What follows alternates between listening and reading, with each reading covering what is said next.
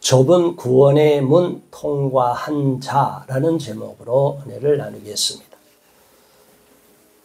저와 여러분들은 태어날 때부터 믿는 가정에서 태어난 분들이 있는 반면에 또 많은 분들은 믿지 않는 가정, 기독교 가정이 아닌 집안에서 태어난 경우가 많습니다. 저 또한 그러한 불신 가정, 유교 집안, 기독교를 믿지 않는 집안에서 태어났었습니다. 저와 여러분이 예수님을 안다는 것은 정말 기적 중에 기적입니다. 이 세상에 그 어떤 이름도 구원받을 만한 이름을 주지 않았다고 말씀하셨습니다. 우리가 많은 종교가 있는데 그 종교는 대부분 사람이 만들어 놓은 거예요. 모든 종교는 사람이 만든 겁니다. 그래서 사람은 눈에 보이는 대로 어떤 사람을 높이고 우상으로 만들거나 또는 그 어떤 상징물을 떠받들고 자연 만물을 수많은 자연 피조물을 신으로 섬기는 경우가 있습니다. 우리는 이 우주 만물을 지으시고 창조하신 분이 있다는 것을 알고 믿는 사람들이 되어야 됩니다. 창조를 믿지 않으면 이 땅이 자연스럽게 우연한 진화에 의해서 이루어졌다라고 생각하기 쉽습니다.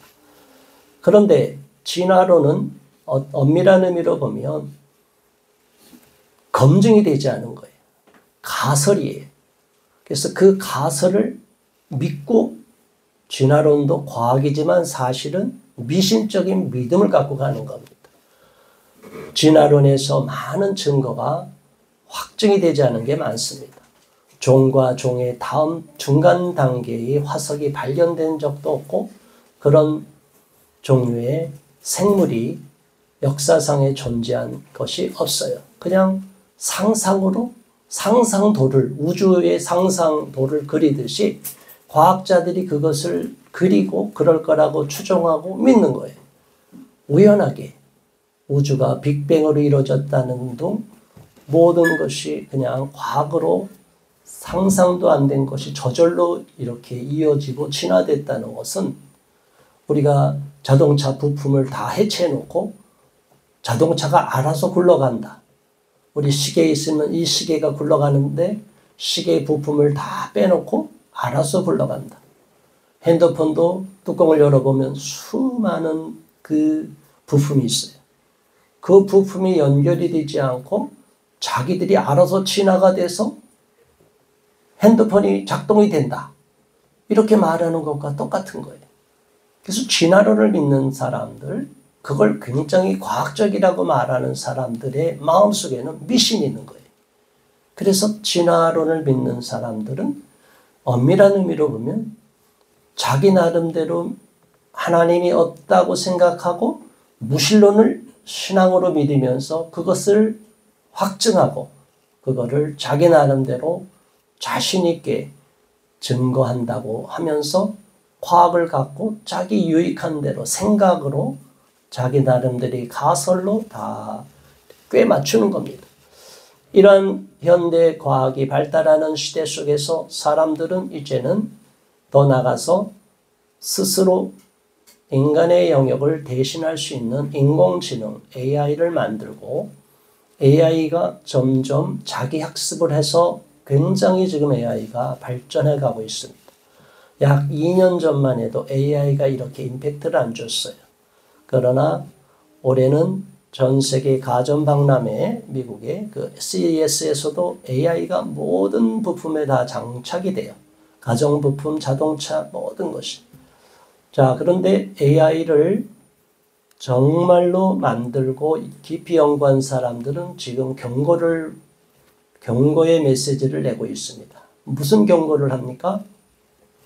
인공지능이 인간의 영역을 넘어설 때가 얼마 안 남았다는 거예요. 그러면 어떻게 돼요? 인공지능도 자기 판단을 할 수 있도록 사람과 같이 판단을 하게 돼요. 그러면 어떻게 되냐?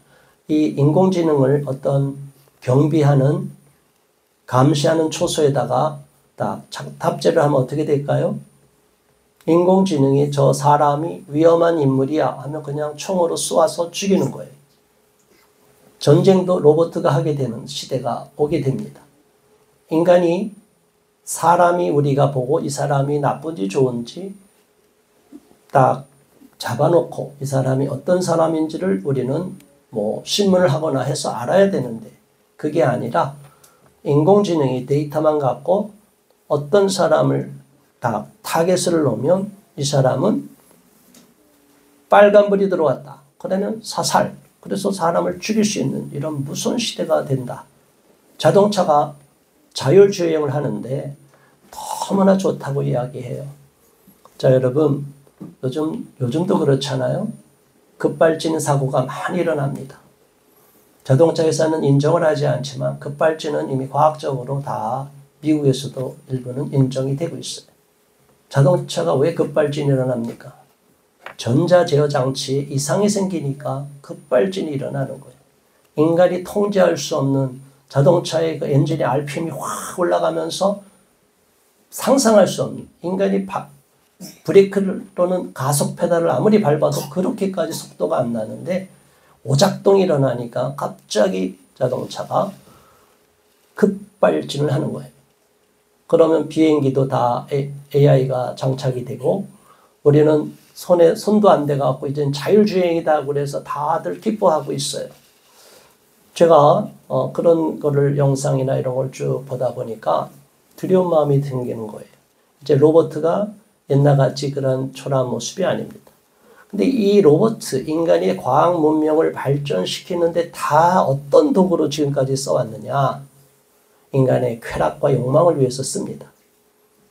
그러니까 이 세상이 점점 타락해지면 과학 문명이 인간이 로봇을 만들고 인간이 첨단 AI를 통해서 우리의 비서 역할을 하고 심지어 나쁜 의도로 자기 성적 도구 대상물로 또 삼을 수 있어요. 이런 무서운 세상으로 점점 치달아가고 있는 이때에 우리는 분명히 알아야 됩니다. 이 세상은 인류 문명은 점점 발달하고 과학으로 최첨단으로 치닫고 있는데 인간이 만든 이러한 유토피아, 컴퓨터피아가 결국은 디스토피아가 된다는 거예요. 절망적인 상황이 된다는 거예요. 이걸 모르고 과학으로만 맹신하면서 맹목적으로 과학으로 치닫고 있어요.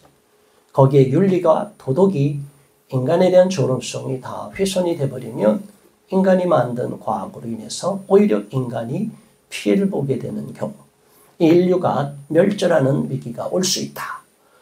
자, 이러한 때에 세상이 로봇이 다 지배하고 모든 것이 최첨단 시대, 지금으로부터 100년, 200년 전만 해도 지금 같은 21세기는 상상도 할 수 없는 세계였어요. 근데 앞으로 100년, 200년이 이렇게 지나간다. 그럼 어떻게 될까? 인간의 문명은 끝이 없어요. 과학자들은 끝 없어요. 수많은 공상 영화에 보면 저는 잘 모르는데 그런 영상으로 딱 편집한 어떤 내용을 제가 보다 보면 인간이 상상할 수 없는 우주 위에 또 다른 우주의 세계를 만들고 또 다른 도시를 만들고 뭐 인간이 끝이 없어요.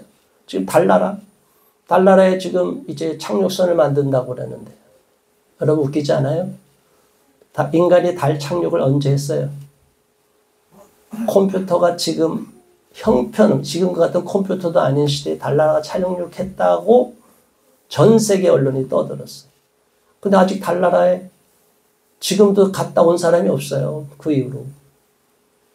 이 세상이 우리가 모르는 악한 세력이 거짓말을 하고 세상을 통제하고 있다. 그래서 이런 걸 우리가 알아야 돼요. 그럼에도 불구하고 우리는 이 땅은 아담과 하와가 타락한 이후로 인간이 바벨탑을 만들다가 무너지고 끊임없이 인간의 우상화되고 위해서 인간이 만든 세상이 이 땅이 낙원이다 생각해서 우리는 하나님을 대적하는 반신적인 하나님을 거역하는 이런 문명을 쌓아왔습니다. 이런 문명의 시대에 우리가 이 땅이 영원할 거라고 믿는다면 우리는 심각한 파멸을 맞이할 수가 있다. 저는 세상이 점점 발달하고 과학이 발달하면서 인간이 얼마나 황폐해지고 인간의 심성이 망가지고 있는지를 보고 있습니다. 오늘날에는 사람이 죽어도 관심도 없어요. 그러나 자기가 기르는 고양이와 강아지 죽으면 슬퍼하고 애도해요. 그리고 부모를 팽개치고 가족들 돌보지 않으면서도 그러한 애완동물, 페트에 수많은 에너지와 돈을 쓰고 있어요. 형편이 넉넉한 사람은 더 많이 애완동물을 기르고 어려운 사람도 애완동물에 마음을 뺏기고 거기다가 자기가 쓸 돈도 못 쓰면서 다 투자를 해요. 애완동물 한 마리 기르면 그 값은 우리가 어려운 나라, 가난한 나라의 사람, 수많은 사람을 먹여 살릴 수 있는 비용이 나옵니다. 자, 저와 여러분들이 이러한 시대에 왜 사람들은 점점 사람에 대한 소중함을 잃어가고 자꾸 다른 쪽에다가 마음을 빼앗기고 있느냐? 우리의 마음속에 정말 하나님을 의지하고 인간을 하나님의 형상으로 만든 인간, 하나님의 형상으로 만든 사람을 존중하는 마음, 인간을 소중히 여기면 괜찮은데 사람을 목적이 아닌 수단으로 변질시킬 때 이제 문제가 되는 겁니다. 우리가 지금 앞에 어려운 이야기 했지만 또 우리가 성도님들 가운데 어려움을 겪고 있는 이 아동의 문제도 마찬가지. 아동인권을 보호하자는 건 얼마나 좋습니까? 그런데 아동인권을 보호하자는 그 명분을 법을 만들어 놓고 강화시키다 보니 어떤 문제가 생겨요?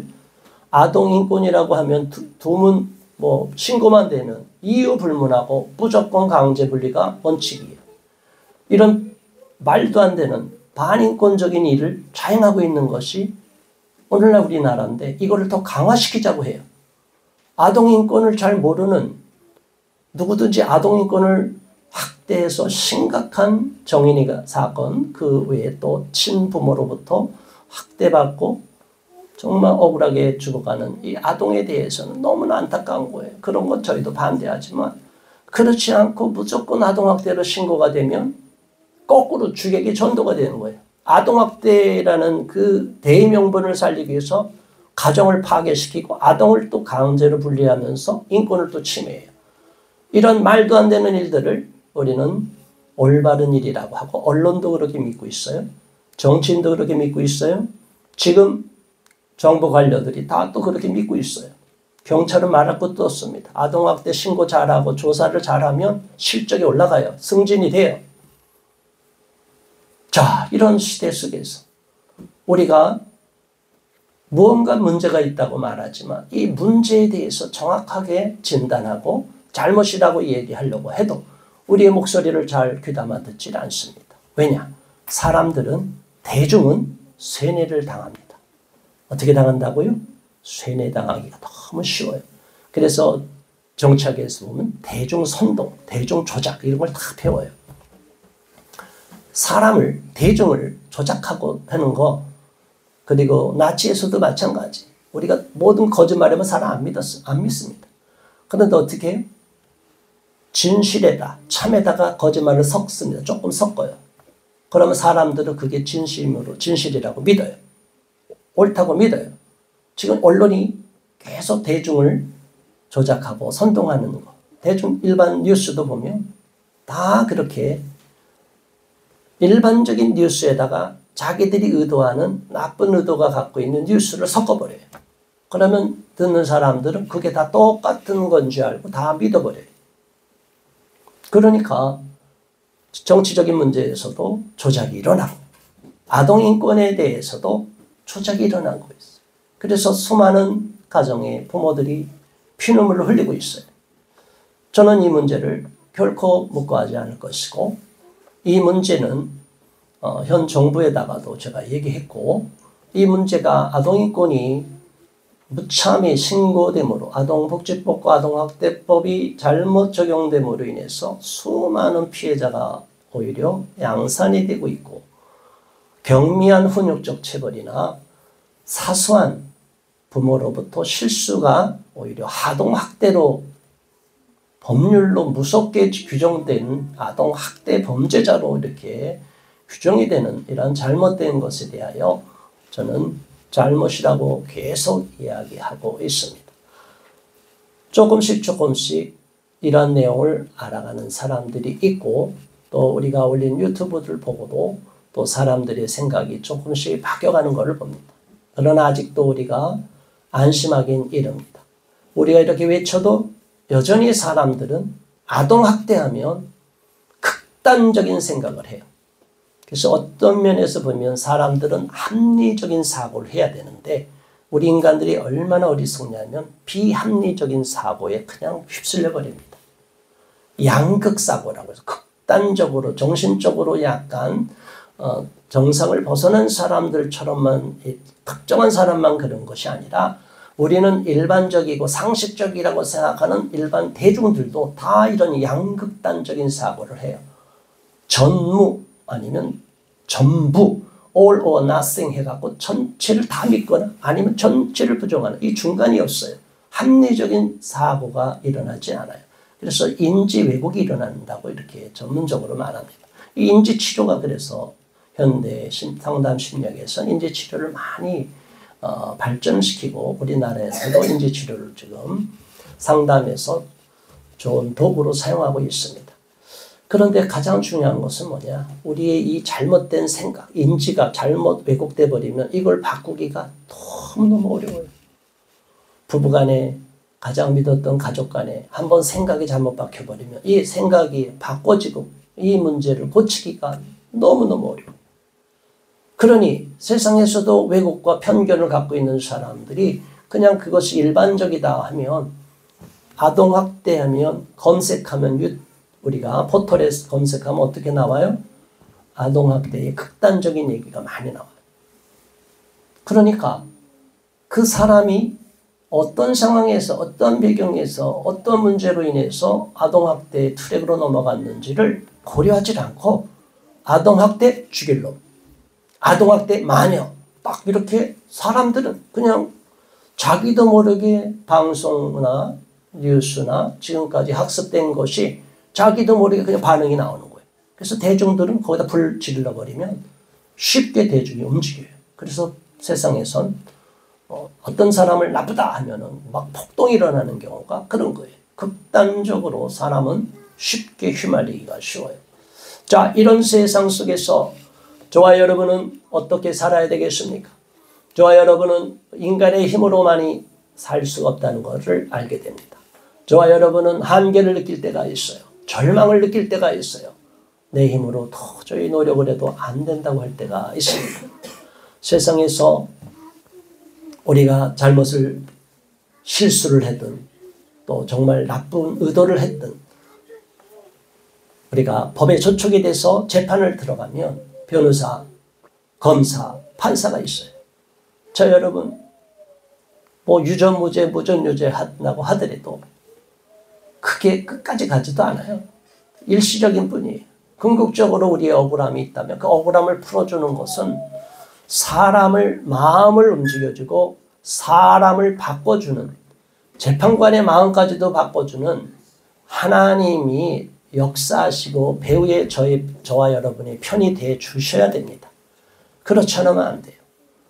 또 우리 가족들 간에 갈등이 있을 때 이 틀어진 마음을 풀어주는 건 누가 될 수 있어요? 하나님만이 할 수가 있습니다. 어떤 방법을 통해든지 우리가 하나님 마음에 합당하고 우리가 잘못된 거 회개하고 하나님 그들을 미워하지 않고 불쌍히 여기고 하나님께서 맡아주십시오라고 하면 하나님은 우리가 할 수 없는 상상할 수 없는 방법을 통해서 그들을 바꿔주고 변화시켜주고 상황을 바꿔줍니다.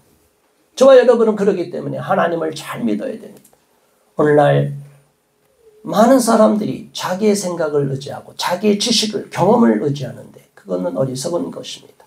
우리가 아무리 세상의 지식을 많이 알고 경험을 많이 쌓고 어느 학문 분야의 전문가가 되고 세계적인 석학이 된다고 하더라도 하나님을 배제하고 하나님을 모르는 사람은 어리석은 사람이에요.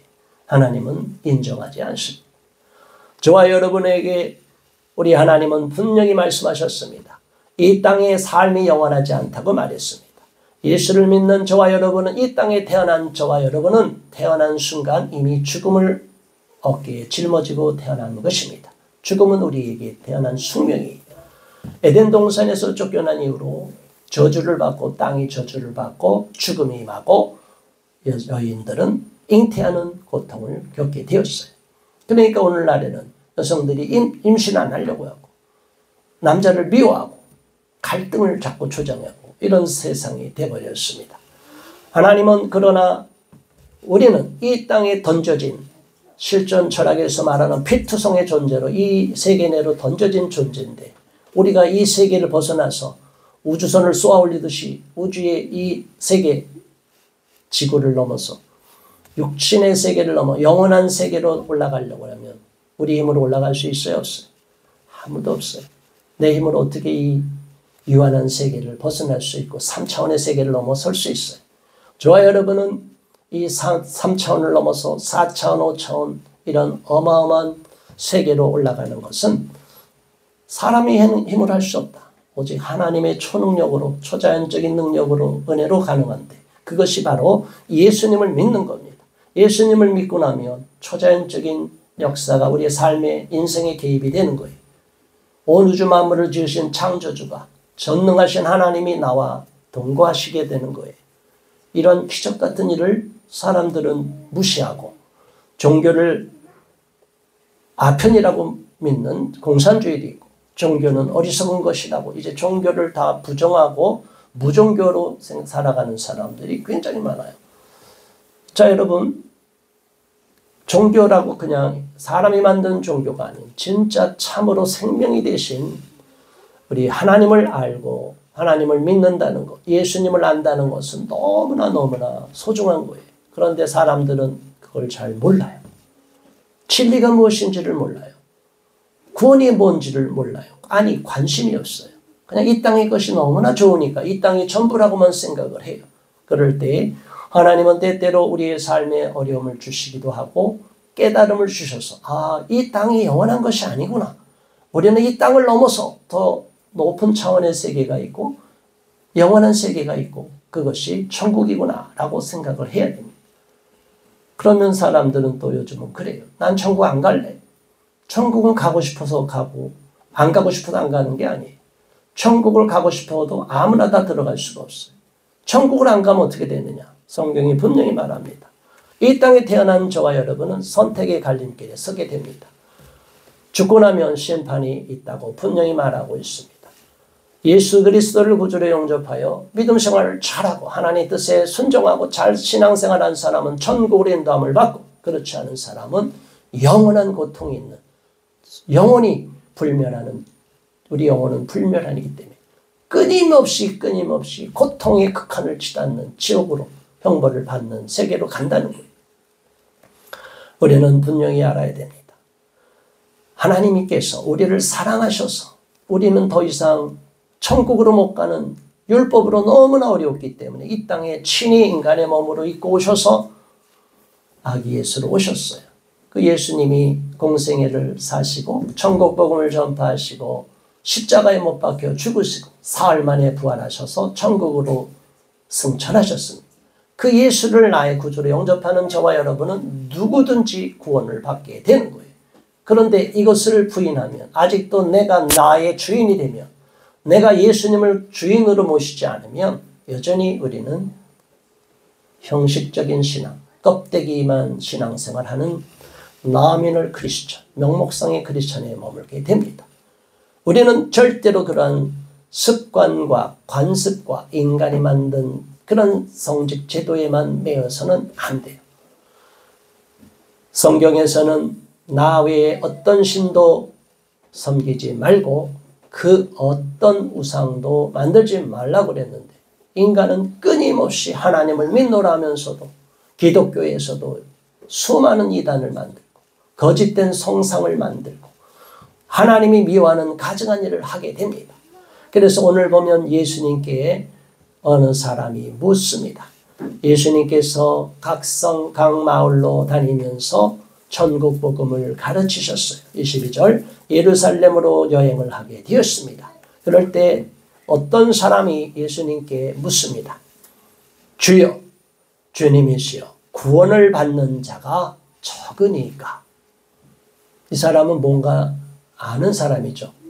구원을 받는 사람이 얼마입니까? 라고 묻지 않았어요? 어떻게 물었어요? 구원을 받는 자가 적습니까? 자기가 봐도 적을 것 같은 생각이 든 거예요. 질문 자체가 뭔가 천국 가는 것, 구원받는 게 쉽지 않다는 걸 이 사람은 알게 된 거예요. 왜냐하면 율법으로 인해서 구원받는 게 너무나 어렵기 때문에 613가지의 계명을 다 지키는 게 얼마나 어려워요. 그러니까 복음으로 예수님이 하나님의 아들로 와서 천국 복음을 전파하시고 예수님만 믿으면 구원받는데 그거를 아무리 생각해도 잘 믿어지지도 않고 그래서 구원을 받는 숫자가 적습니까?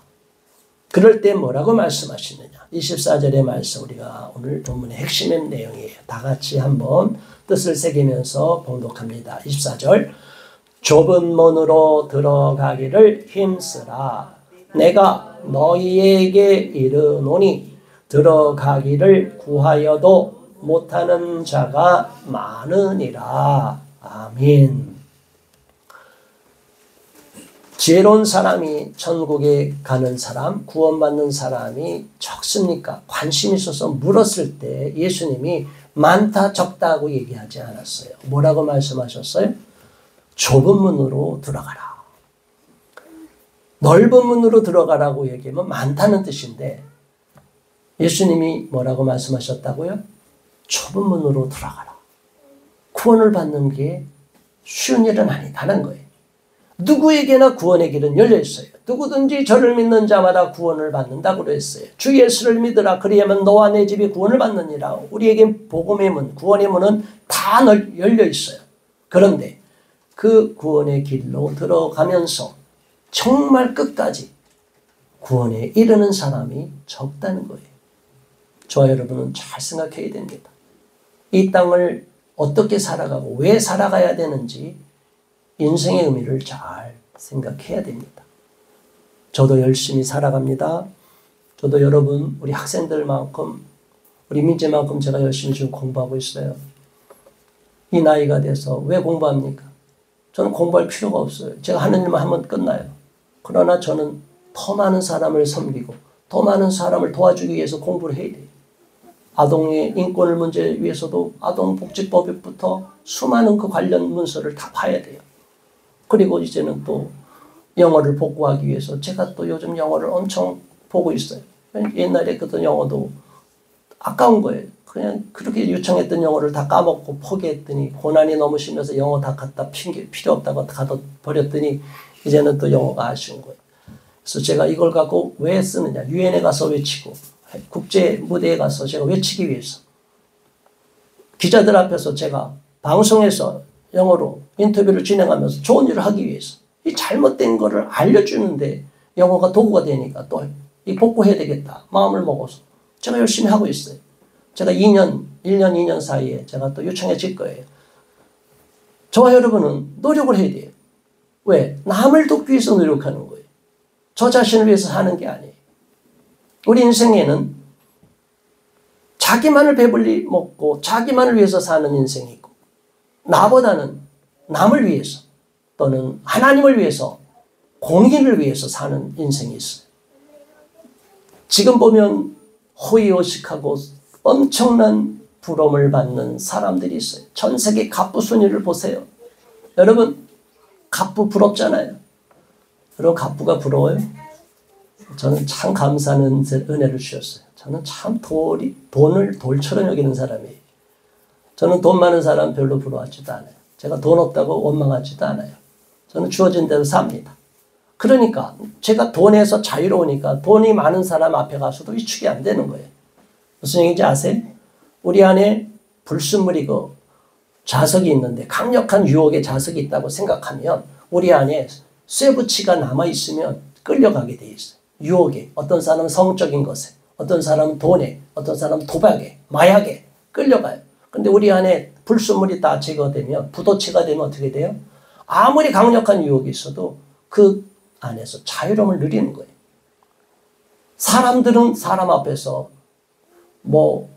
권력 있는 자 앞에 가서는 또 엄청 손바닥을 비비는 사람이 있어요. 저는 권력 있는 사람만 앞에 만나도 위축되질 않아요. 왜? 저는 권력을 탐하지 않기 때문에. 권력이 있다면 그걸 갖고 선용하십시오라고 제가 오히려 권면을 해주는지, 저는 자유로운 사람이에요. 그래서 저와 여러분의 인생에 분명히 목표를 정확하게 가져야 된다. 우리 학생들부터 공부하는 목표를 분명히 가져야 돼요. 내가 이 공부를 해서 학위를 받고 세상에 나가서 인정을 받는 자리에 서고, 교수가 되든 어떤 연구자가 되든 기업에 가서 하든 사업가가 되든 우리는 삶의 목표를 분명히 둬야 된다. 여기 있는 우리 어린 학생들 분명히 목표를 분명히 하고서 공부를 하시기 바랍니다. 공부하는 목표가 분명하면 시간이 아까운 거예요. 그런데 공부를 대학 입시까지 끝 하면 놀고 싶은 거예요. 공부하기 싫어요. 우리 한국 학생들은 대학 갈 때는 죽어라고 해. 그런데 막상 유학을 가면 처지는 게 그거예요. 그 학생들은 그때부터 공부를 합니다. 밤을 며칠 밤 새면서 공부를 해요. 시험을 쳐요. 못 따라가는 거예요. 죽어라고 하는 사람, 좋아서 하는 사람을 못 따라가는 거예요. 그런데 하나님을 믿는 저와 여러분들이 더 하나님의 영광을 위해서, 정말 남을 유의롭게 하기 위해서, 그러고 나서 내 인생도 귀한 존재가 되기를 원한다면 우리는 허찮게, 허투루 시간을 낭비하지 않게 됩니다.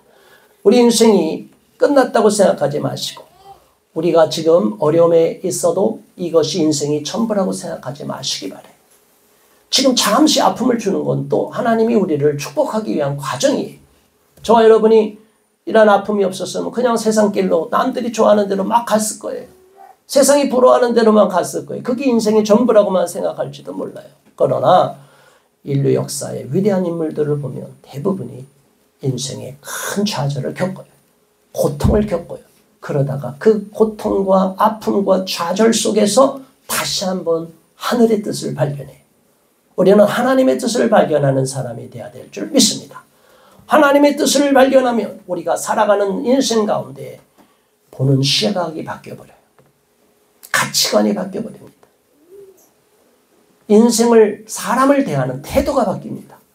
그 사람은 평범해지지 않고 남들을 이끌어가는 리더의 위치로 쓸 수 있게 됩니다. 저는 우리 성도들이 어떤 위치에 있든지 어떤 형편에 처해 있든지 지금의 슬픔에만 마음을 빼앗기고 무너지지 마시고, 이 슬픔을 딛고 일어났을 때 이제 앞으로 우리 아이들을 어떻게 키울 것이냐, 또 앞으로 우리 인생은 어떻게 갈 것이냐, 우리 가정은 어떻게 살아갈 것이냐를 생각하시기 바랍니다.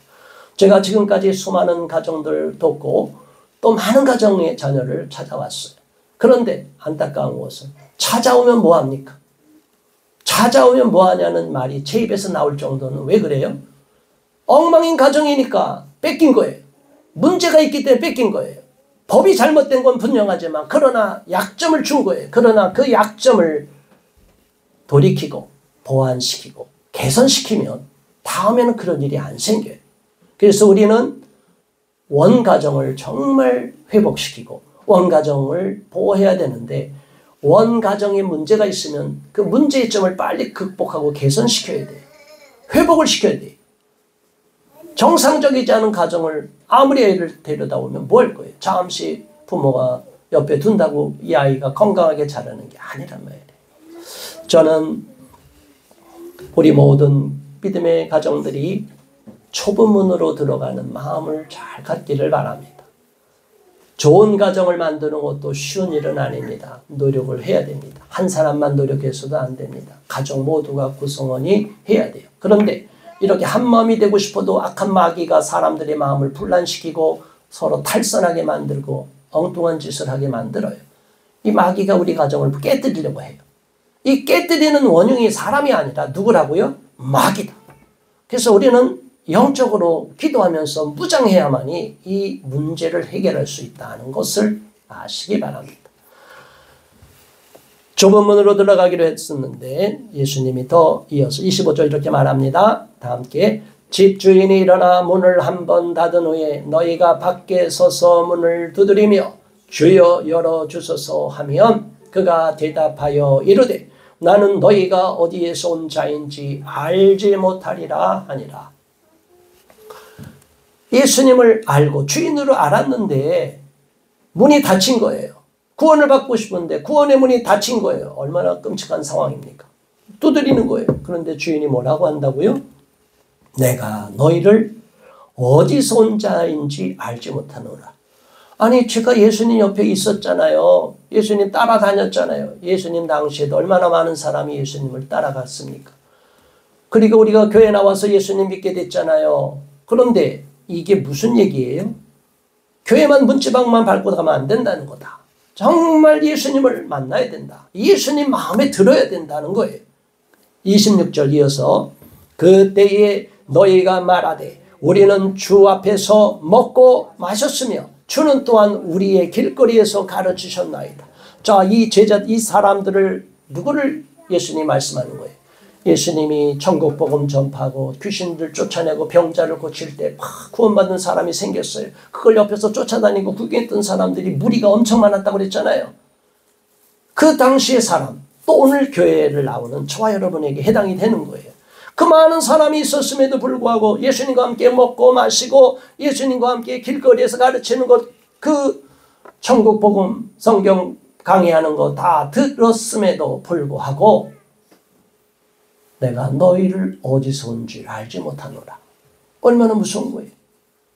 저는 그게 두려워요. 저는 두려운 거 아무것도 없어요. 세상 어느 누구도 안 두려워. 그런데 하나님이, 예수님이 나를 모른다 할까 봐 두려운 거예요. 그 두려움을 가지면 어떻게 해요? 날마다 예수님 마음에 들고 날마다 하나님 마음에 들도록 노력을 하는 거예요. 정성을 가져야 되죠. 날마다 하나님이 어떻게 생각할까? 이 문제를 어떻게 생각하실까? 우리 성도 중에 어떤 문제가 있는데 저거 어떻게 풀어주실까? 제가 날마다 기도하는 거예요. 여러분들 위해서 기도하는 거예요.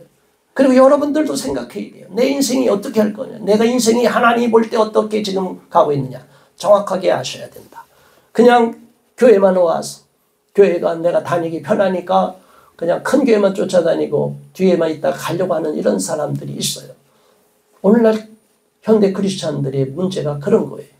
너무나 형식적인 신앙을 하고 편안한 신앙생활하고 주일날 한번 예배드리기도 어렵고 여행을 막 가고 주말마다 여행을 가기 바빠하고 하나님이 기뻐하지를 않는 기뻐하는 것보다 나를 기뻐하고 나를 즐거워하는 내 자녀를 기뻐하고 나만 위해서 배불리려고 하는 사람들이 너무나 많다.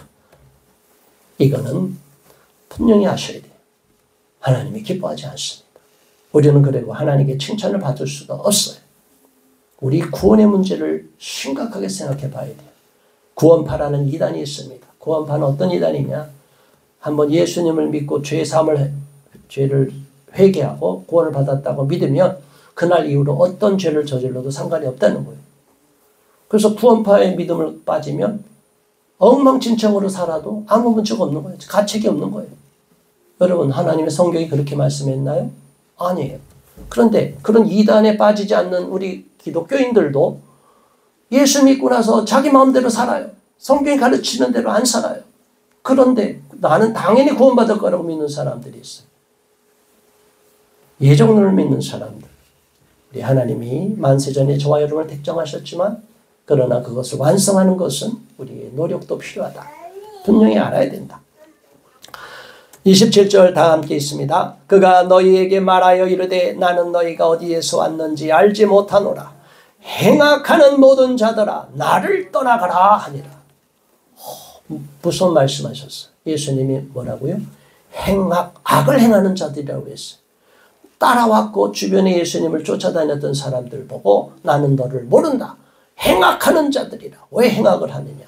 죄의 개념을 알면 우리가 이해한다고 그랬죠. 히브리 말로 죄가 뭐라고요? 한번 따라 하시기 바랍니다. 하타. 히브리 말로는 하타고 헬라어로는 하마르티아. 한번 해보세요. 하마르티아. 죄라는 것은 화살을 쐈는데 궁수가 관역을 맞춰야 되는데 빗나가는 게 죄예요. 하나님이 저와 여러분이 의도로 이렇게 살아가라고 그러는데 이렇게 못 살아가는 게 죄예요. 그러니까 하나님 말씀의 의도대로 저와 여러분이 살지 않으면 그게 죄를 짓는다는 거예요. 그러니까 악하다는 거예요. 저와 여러분은 올해 2024년부터는 정말 하나님의 마음에 합당한 삶을 살 수 있기를 주님의 이름으로 축원합니다. 하나님이 그러면 먼저 그의 나라와 의를 구할 때 우리의 필요한 것을 다 해결해 주신다고 그랬어요. 다 응답해 주신다고 그랬어요. 그런데 응답만 받으려고 문제만 쫓아다니면 해결이 안 됩니다. 하나님과의 관계를 먼저 회복할 수 있는 저와 여러분 되기를 바랍니다. 28절 너희가 아브라함과 이삭과 야곱과 모든 선지자는 하나님 나라에 있고 오직 너희는 밖에 쫓겨난 것을 볼 때에 거기서 슬피 울며 이를 갈리라. 여러분, 이를 간다는 게 얼마나 무서운 얘기예요. 고통에 바늘에 찔리고 칼에 찔릴 때 이를 갈아보신 적 있으세요? 병원에 가서 수술 받기 전에 마취가 안 들어서 치가 떨려가고 이를 갈아보신 적 있어요? 사람이 마취를 해도 마취가 깨어날 수가 있어요. 수술 중에. 저는 그걸 경험했어요. 얼마나 아파요, 여러분. 그게 지옥이에요. 그 고통을 계속 간다고 해보세요. 살이 찢어지는데.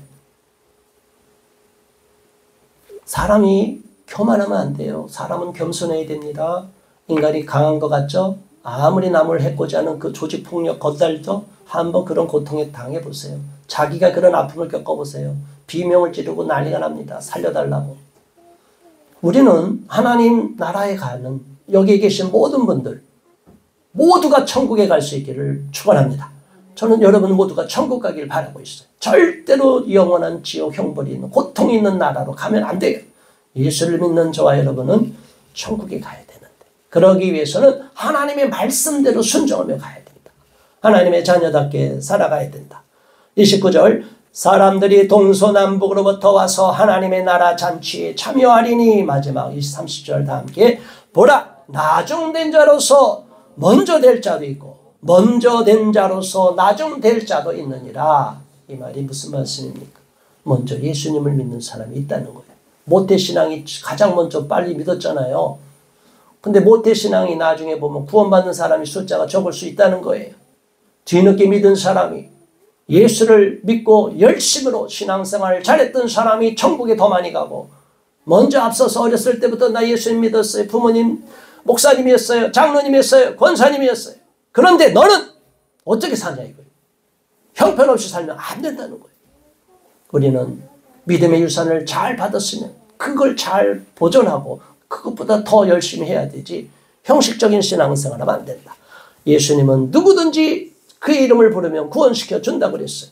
그런데 믿음 생활하고 나선 그 다음부터도 영적으로 우리가 열심을 품고 주님을 잘 섬길 수 있기를 바랍니다. 악하고 게으른 종이라고 책망받지 마시기를 바랍니다. 우리는 영원한 천국의 목표를 향하여 열심히 노력하면서 정성을 쏟으면서 기도하면서 가야 되는데 세상에서 천국에 갈 때 시험 쳐서 들어가는 게 아니에요. 천국에 어떻게 간다고요? 믿음으로 가는 거예요.